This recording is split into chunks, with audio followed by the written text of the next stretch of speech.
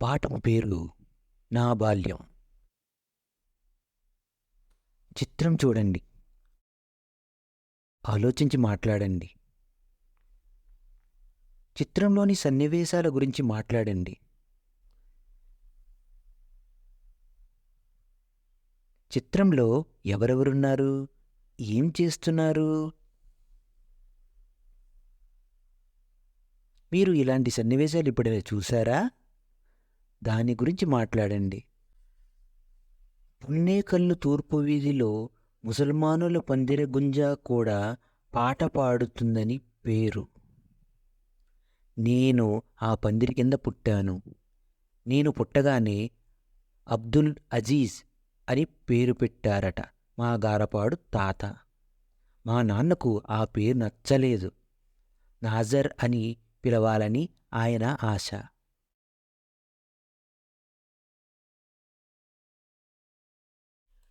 మా గారపాడు మామలు, అత్తలు నన్ను అబ్దుల్ అజీజ్ అని, పొన్నేకల్లు పెదనాన్నలు, చిన్నాన్నలు, అమ్మలు, అక్కలు నాజర్ అని పిలుస్తూ వచ్చారు.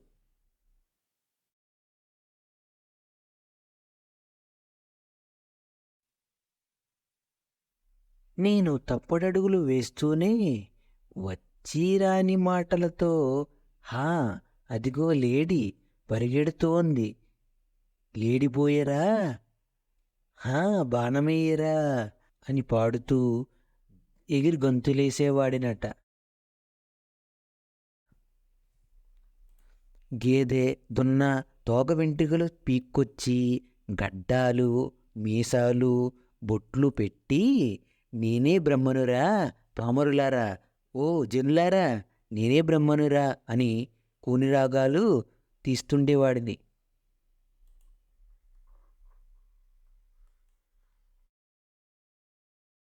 అమ్మా నాన్న ఆరుగాలం ఎండనక వాననక అలుపు సొలుపు లేకుండా కష్టపడేవారు. మా అమ్మ చారెడి గింజలు దంచి వండి నాకు మా చెల్లికి పెట్టడం, మళ్ళీ అంతా పనులకు పోవడం దినచర్యగా జరుగుతూ ఉండేది.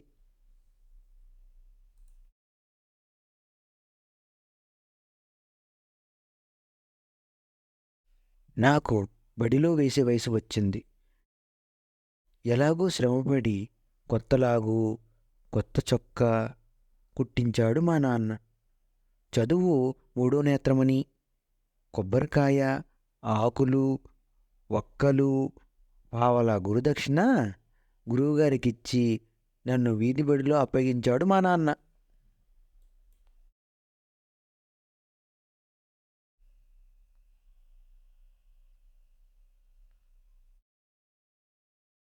మధ్యాహ్నం బడి నుండి ఇంటికి వెళ్ళగానే గింజలు తీసుకుని ఇంకా మీ నాన్న ఇంటికి రాలేదు నాయనా, ఇంకా వండలేదు. సాయంకాలం పంతులుగారిని అడిగి పెందలగాడే రాయ్యా అని అమ్మ పాలో పెరుగో చల్లో తాగడానికి ఇచ్చేది.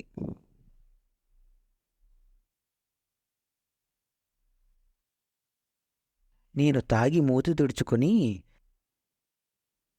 సద్దజొన్నలు లేవు గాని చల్ల తాగి చదువుకోరా అని పాట పాడుకుంటూ పోయేవాణ్ణి.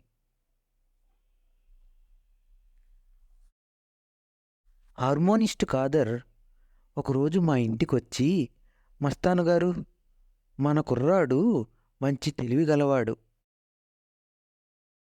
శృతి లయ గానం మంచి కంఠం కలవాడు,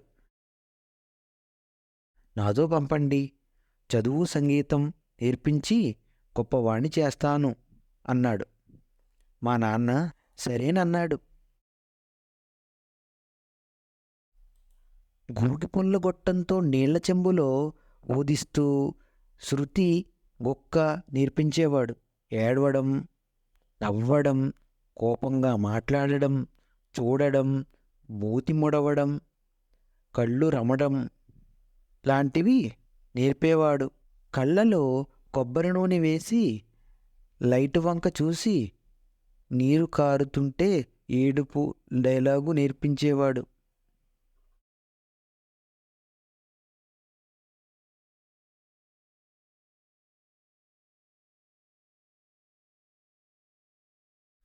పాఠశాల వార్షికోత్సవం వచ్చింది. ద్రోణ విజయం అనే చిన్న నాటిక ఆడాము. నేను ద్రోణాచార్యులుగా పద్యాలు, పాటలు పాడాను. మా పంతులు గారు నా వీపు తడుతూ, బాగా చదువుకోరా, మంచి గాయకుడవు, నటుడవు అవుతావని 5 రూపాయలు, పుస్తకం, పెన్సిలు బహుమతిగా ఇచ్చారు. అలా నా బాల్యం ఆకలితో, ఆటలతో, పాటలతో గడిచిపోయింది.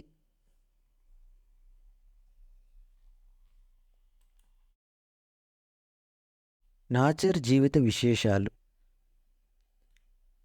షేక్ నాజర్ నిరుపేద ముస్లిం కుటుంబంలో గుంటూరు జిల్లా పొన్నేకల్లు గ్రామంలో 1920 ఫిబ్రవరి 5వ తేదీన జన్మించారు. నాజర్ తండ్రి షేక్ మస్తాన్, తల్లి బినాబి. తల్లిదండ్రుల, గురువుల ప్రోత్సాహంతో ప్రాచీన జానపద కళారూపమైన బుర్రకథ ప్రక్రియకు నాజర్ కొత్త మెరుగులు దిద్దారు.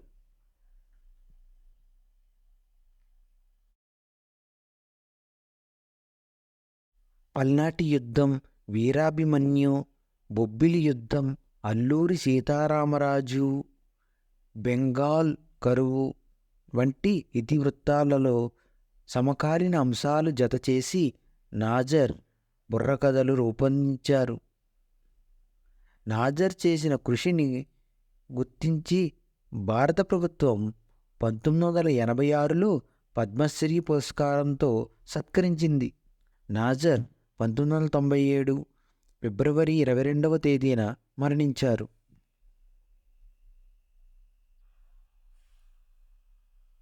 పదాలు, అర్థాలు.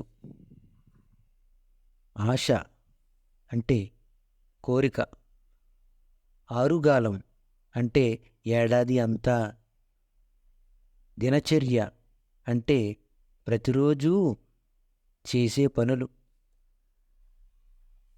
గురుదక్షిణ అంటే గురువులకు ఇచ్చే కానుక.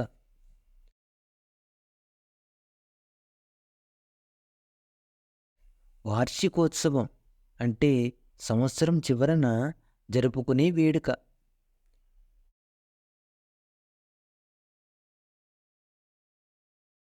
గుంజ అంటే రాట. పామరులు అంటే చదువుకోనివారు.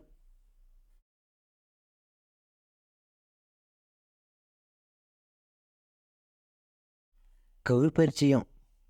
షేక్ నాజర్ తన జీవిత కథను తానే చెప్పుకున్నట్లుగా అంగడాల రమణమూర్తి ఆకర్షీకరించారు.